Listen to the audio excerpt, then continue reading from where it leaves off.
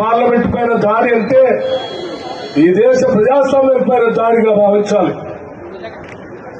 భారత పార్లమెంట్ పైన దాడి అంటే ఈ దేశ భారత రాజ్యాంగం పైన దాడిగానే భావించాలి.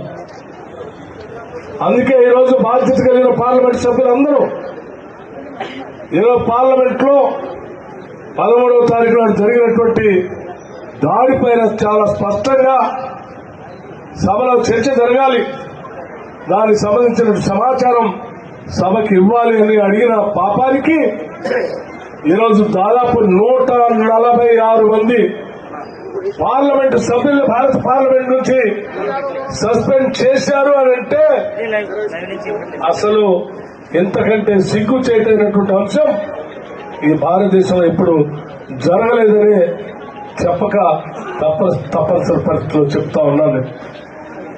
ఇది చాలా దుర్మార్గం.